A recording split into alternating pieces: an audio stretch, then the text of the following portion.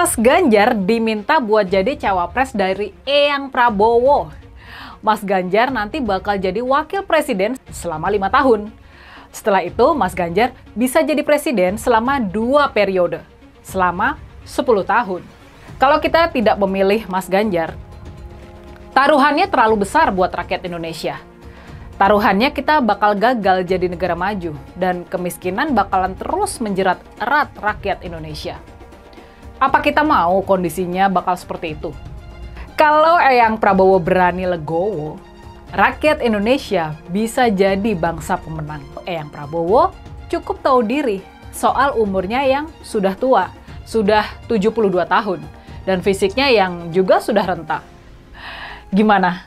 Setuju nggak? Lebih setuju lagi apa yang disampaikan calon presiden Pak Ganjar Pranowo.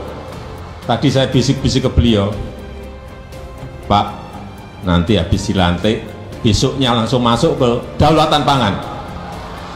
Nggak usah lama-lama. Perencanaannya disiapkan sekarang, begitu dilantik besok langsung masuk ke kerja kedaulatan pangan. Sehingga swasembada pangan, ketahanan pangan, kedaulatan pangan itu betul-betul kita miliki. Dan saya yakin Pak Ganjar mampu menyelesaikan ini. Gua bener-bener kaget nih dengar berita ini. Ternyata isu tentang yang maju itu hanya 2 pasang di 2024 itu ternyata benar. Dan yang lebih mengagetkan ini, kalian pasti tidak percaya. Kemarin ada seseorang yang mengurus SKCK. Ternyata SKCK-nya itu untuk melamar menjadi cawapres. Kok bukan capres ya? Lalu dia akan jadi cawapresnya siapa?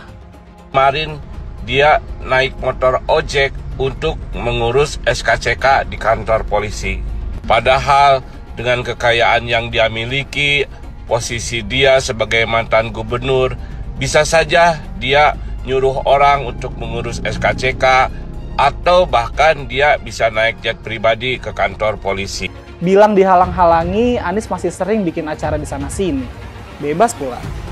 Duh, nggak capek apa ngibulin rakyat mulu, Pak? Nah, yang gue pertanyakan nih, Anies itu kampanye di mana-mana sering naik pesawat jet. Nah, pesawat jet biaya sewanya dari mana, Pak? Atau itu pesawat jetnya siapa, Pak? Coba jujur deh. Karena setahu gue nih, itu punya bos Anda, Surya Paloh. Anies bicara soal pendidikan. Padahal waktu dia di Jakarta, dia sendiri nggak mampu buat memberikan bangku sekolah yang cukup waktu mimpin di Jakarta. Artinya, dia nggak mampu memberikan bukti kalau omongan dia itu bisa dilaksanakan. Anies bilang, setiap jabatan harus diisi sama orang-orang yang kompeten. Lah, faktanya di Jakarta, beberapa jabatan diisi sama orang-orang dekatnya dia. Nggak kompeten pula. Terus TGUPP, itu yang jumlahnya seabrek-abrek, fungsinya buat apa, Pak? Kok Jakarta makin berantakan sih? Sekali lagi, Anies nggak bisa membuktikan omongannya. Anies bilang dia akan membuka lapangan kerja. Yang dulu janjinya 200.000 lapangan kerja, ternyata cuma omong kosong, alias cuma janji palsu. Soal pembangunan yang berkelanjutan. Dia bilang di Jakarta dia udah meneruskan yang udah baik. Lu jangan percaya ya, itu ngibul. Faktanya nggak seperti itu loh. Belum lagi nih, program penanggulangan banjir. Jadi di daerah Jakarta itu ada daerah yang sebelumnya udah bebas banjir. Pas Anies mimpin, kok bisa-bisanya daerah itu banjir lagi? Gimana nggak banjir kalau kalinya udah nggak pernah dikeruk sama dibersihin, Pak? Kalau soal Jakarta, gue bisa bicara banyak deh. Jadi gue saksi bobroknya kepemimpinan Anies di Jakarta. Dan gue bisa pastiin, omongan manisnya Anies soal apa yang dia lakukan waktu mimpin Jakarta itu banyak ngibulnya. Saya tidak punya sejarah politik identitas. Identitas saya adalah yang seperti ini, dan kita melakukan hal yang biasa, dan kemudian semuanya menilai. Sekali lagi, saya tidak ada dalam sejarah politik menggunakan politik identitas. Boleh dicek. Perbedaan 3 baca pres saat refleksi. Di tempat ini, di lapangan ini, saya kelas 1 SD, dan bermain sepak bola pertama kali di lapangan terbuka namanya lapangan STO. Pada waktu itu saya kelas 1 SD, sekolahnya di Sekip. Nah, tahun 89 saya berada di lapangan ini, namanya lapangan Pancasila. Menjadi mahasiswa Universitas Gadjah Mada, universitas yang saya impikan. Saya mau minta Bapak berkaca lagi.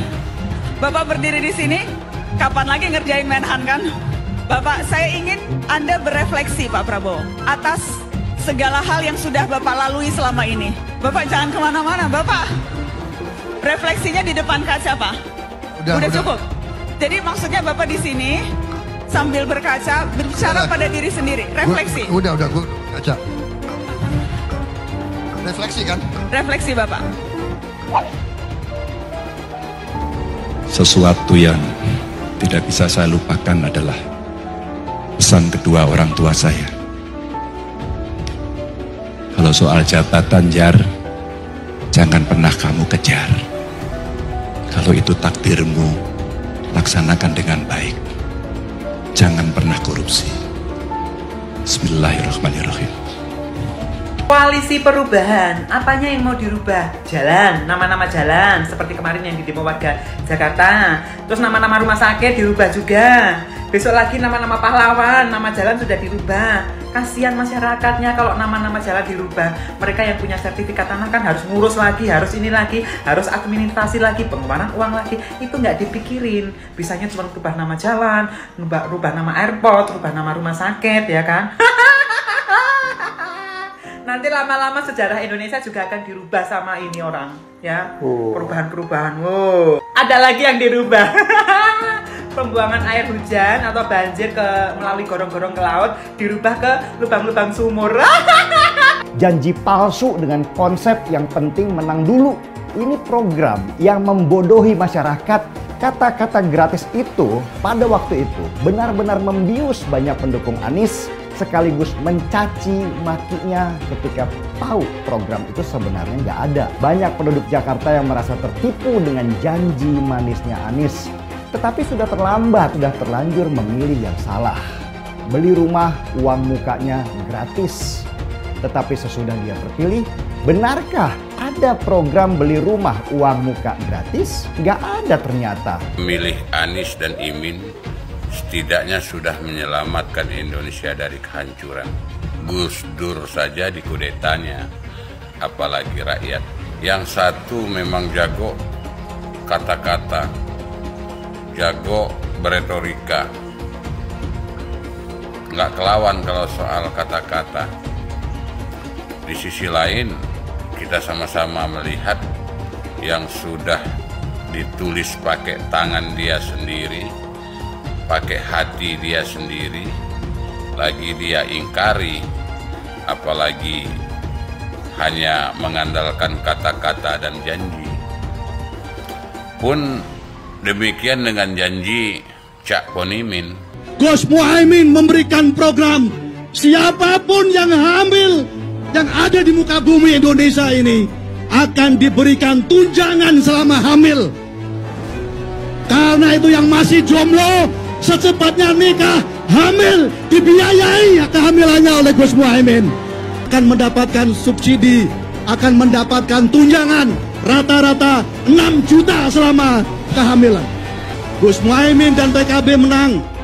Semua yang punya sepeda motor, BBM-nya kita subsidi gratis tanpa biaya. Siapa yang di sini punya sepeda motor?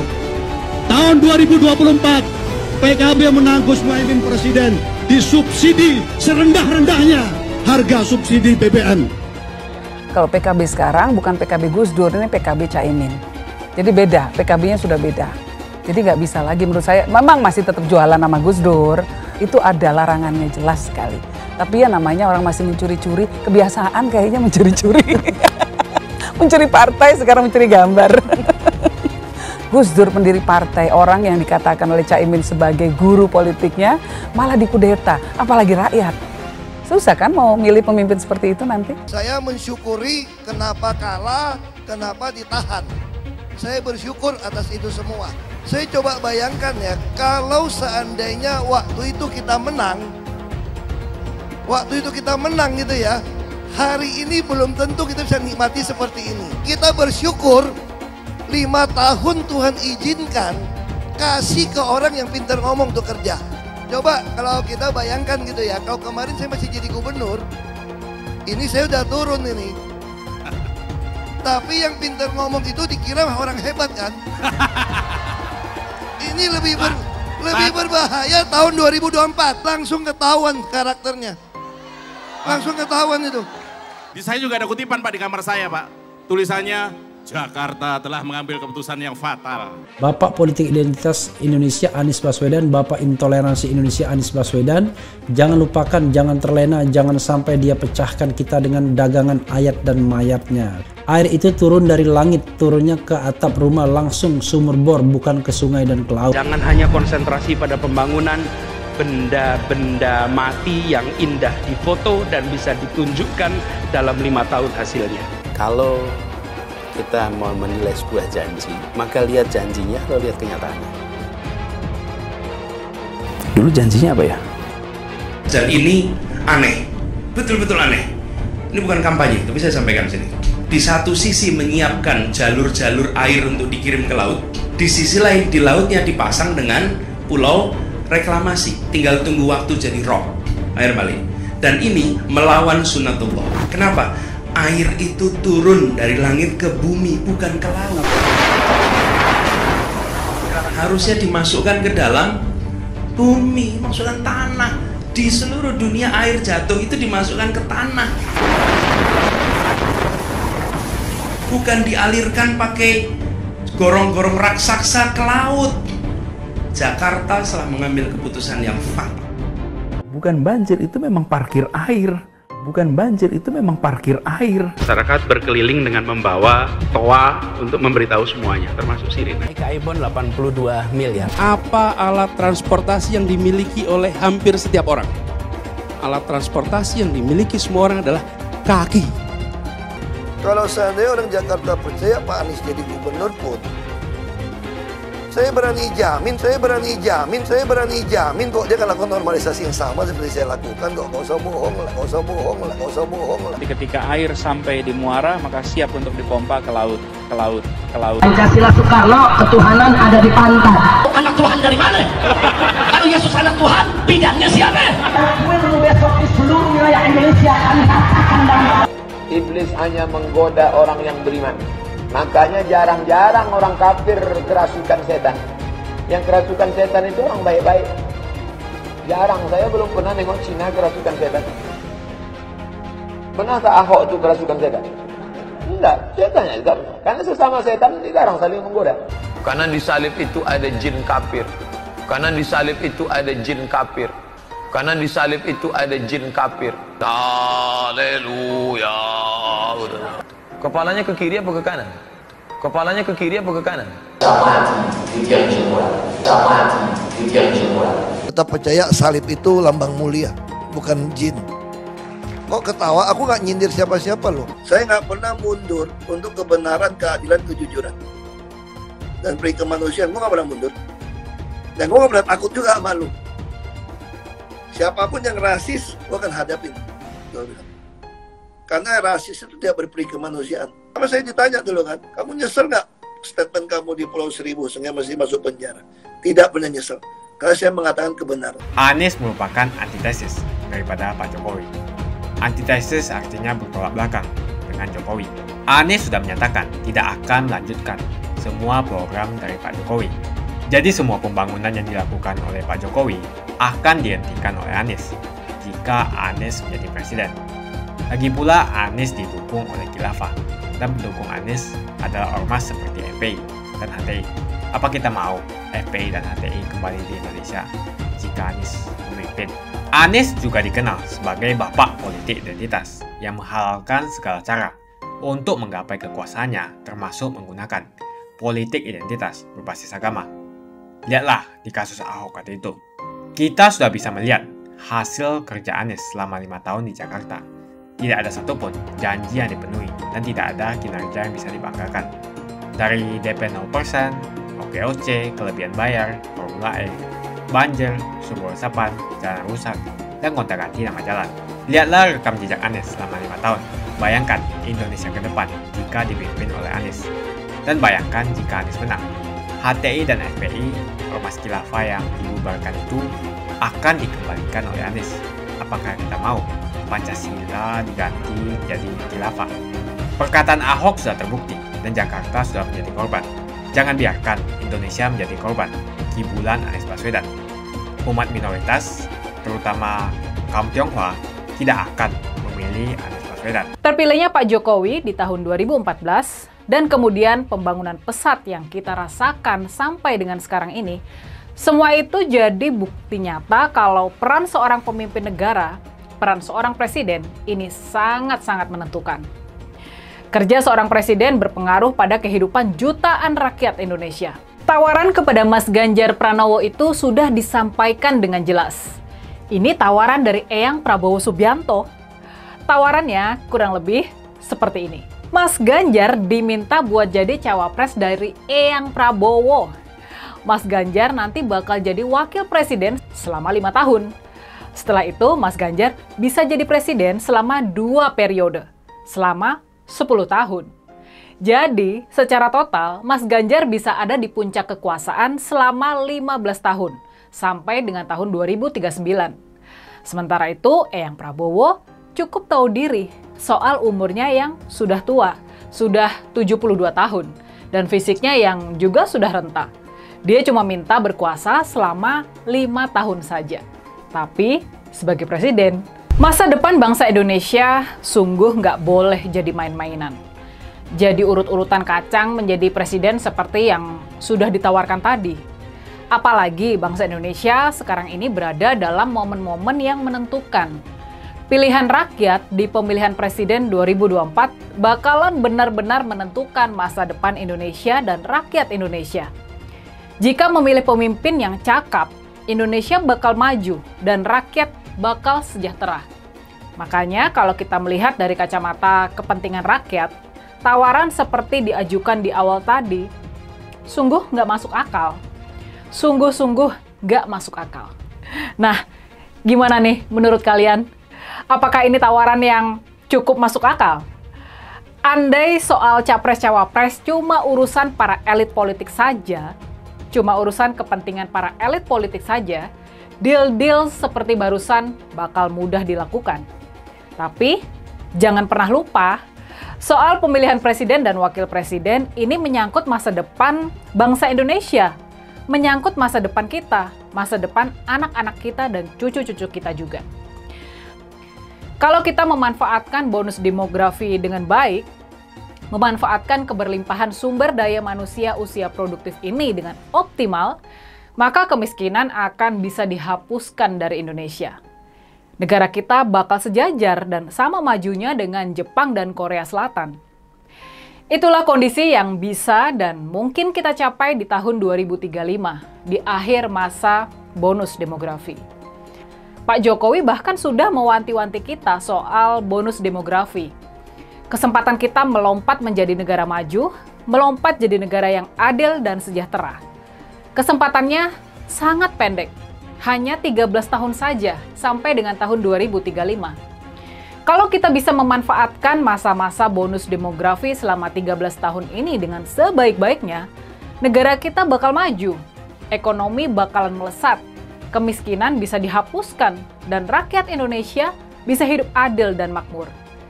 Tapi sebaliknya, kalau sampai salah memilih pemimpin yang nggak cakap, Indonesia dan rakyat Indonesia bakalan terjebak dalam perangkap middle income trap. Selamanya jadi negara yang biasa-biasa saja, dengan jumlah rakyat miskin yang berlimpah. Itu bisa jadi nasib kita semua. Makanya di momen yang krusial ini, rakyat nggak boleh salah memilih. Apakah kita mau mempertaruhkan masa depan rakyat Indonesia, masa depan anak cucu kita, hanya demi ambisi seorang Eyang Prabowo yang masih kebelet buat menjadi presiden? Apakah kita mau kayak gitu? Demi masa depan Indonesia yang gemilang, sebaiknya memang Eyang Prabowo ini yang bersikap patriotis dan mengalah. Sebaiknya Eyang Prabowo yang legowo gitu loh. Dia cukup menjadi wakil presiden buat Mas Ganjar selama 5 tahun ke depan. Setelah itu Eyang Prabowo bisa pensiun dan hidup tenang. Rakyat Indonesia butuh seorang pemimpin yang cekatan, yang mampu kerja keras siang dan malam buat memastikan ekonomi kita benar-benar melompat. Agar Indonesia bisa menjadi negara maju dalam batasan kurun waktu sempit yang kita miliki hanya selama 13 tahun masa-masa bonus demografi, maka kita sebetulnya nggak punya pilihan selain menjadikan Mas Ganjar sebagai presiden penerus Pak Jokowi. Nggak ada pilihan lain. Di antara para capres, cuma Mas Ganjar lah yang sanggup melaksanakan tugas maha berat ini. Kita nggak boleh bermain-main dengan pilihan-pilihan lain. Kalau kita tidak memilih Mas Ganjar, taruhannya terlalu besar buat rakyat Indonesia. Taruhannya kita bakal gagal jadi negara maju dan kemiskinan bakalan terus menjerat erat rakyat Indonesia. Apa kita mau kondisinya bakal seperti itu? Kalau Eyang Prabowo berani legowo, rakyat Indonesia bisa jadi bangsa pemenang.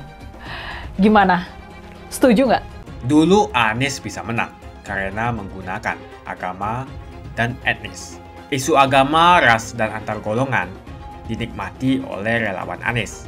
Saat itu Anies didukung oleh FPI, HTI, dan pengasong khilafah lainnya. Pada akhirnya Ahok harus kalah, namun kekalahan dia adalah kekalahan yang membuka mata rakyat Indonesia bahwa masih ada orang-orang yang menang dengan cara menggunakan politisasi agama atau politik identitas berbasis agama. Ternyata banyak sekali orang yang dengan mudah terhasut lewat jalan-jalan seperti itu. Relawan Anies terutama dari FPI, HTI, PA212 seperti Bahar Smith dan Rizik Syihab selalu menghujat Cina, etnis Cina. Tapi saat ini negara Cina sudah menjadi nomor 1 di dunia. Saya bangga sebagai Cina. Etnis Tionghoa dicap sebagai pemberontak, sedangkan etnis Arab dianggap sebagai Tuhan atau tuan dari pribumi. Etnis Arab dipuja-puja dan dianggap sebagai dewa. Lihat saja Rizik Syihab dan Bahar Smith dipuja-puja, padahal mereka mengujar kebencian. Pengasong khilafah seperti Rizik Syihab, Bahar Smith, dan teman-teman, mereka hanya buat gaduh di Indonesia. Sedangkan negara yang mereka sanjung-sanjung itu, Arab Yaman, masih belum maju dan masih terbelakang. Saya percaya Indonesia dengan mayoritas pribumi juga akan menjadi negara maju. Seharusnya Arab Yaman belajar dari negeri Cina. Seperti kata kitab suci, belajarlah sampai ke negeri Cina. Anies dan juga pendukung Anies seperti Rizik Syihab, Bahar Smith, dan kelompok-kelompok HTI dan FPI harus belajar ke negeri Cina supaya tidak lagi melakukan kelebihan bayar. Yang jelas saya memilih pribumi, bukan yang dari Yaman. Ganjar jelas pribumi, nasionalis, dan pasti akan melanjutkan visi dan misi dari Pak Jokowi. Suara Ahok merepresentasi warga minoritas, dan etnis Tionghoa mendukung Ganjar Pranowo. Ahok pasti akan mendukung Ganjar, karena Ahok anti radikalisme.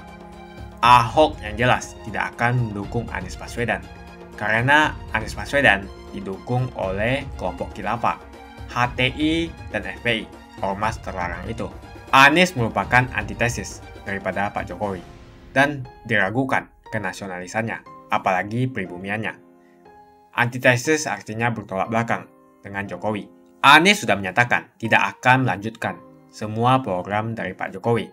Jadi semua pembangunan yang dilakukan oleh Pak Jokowi akan dihentikan oleh Anies jika Anies menjadi presiden. Lagi pula Anies didukung oleh khilafah dan pendukung Anies adalah ormas seperti FPI dan HTI. Apa kita mau FPI dan HTI kembali di Indonesia jika Anies memimpin? Anies juga dikenal sebagai bapak politik identitas yang menghalalkan segala cara untuk menggapai kekuasaannya, termasuk menggunakan politik identitas berbasis agama. Lihatlah di kasus Ahok kali itu. Kita sudah bisa melihat hasil kerja Anies selama 5 tahun di Jakarta. Tidak ada satupun janji yang dipenuhi dan tidak ada kinerja yang bisa dibanggakan. Dari DP 0%, OKOC, kelebihan bayar, Formula E, banjir, sumber resapan, jalan rusak, dan gonta-ganti nama jalan. Lihatlah rekam jejak Anies selama 5 tahun. Bayangkan Indonesia ke depan jika dipimpin oleh Anies. Dan bayangkan jika Anies menang. HTI dan FPI, ormas khilafah yang dibubarkan itu, akan dikembalikan oleh Anies. Apakah kita mau? Pancasila diganti menjadi khilafah. Bagian Indonesia Timur yang mayoritas non-muslim seperti Bali tidak akan setuju dengan khilafah atau sistem khilafah. Mungkin Indonesia akan bubar jika Anies menjadi presiden. Perkataan Ahok sudah terbukti dan Jakarta sudah menjadi korban. Jangan biarkan Indonesia menjadi korban kibulan Anies Baswedan. Umat minoritas, terutama kaum Tionghoa, tidak akan memilih Anies Baswedan. Saya yakin karma Ahok mengejar Anies Baswedan.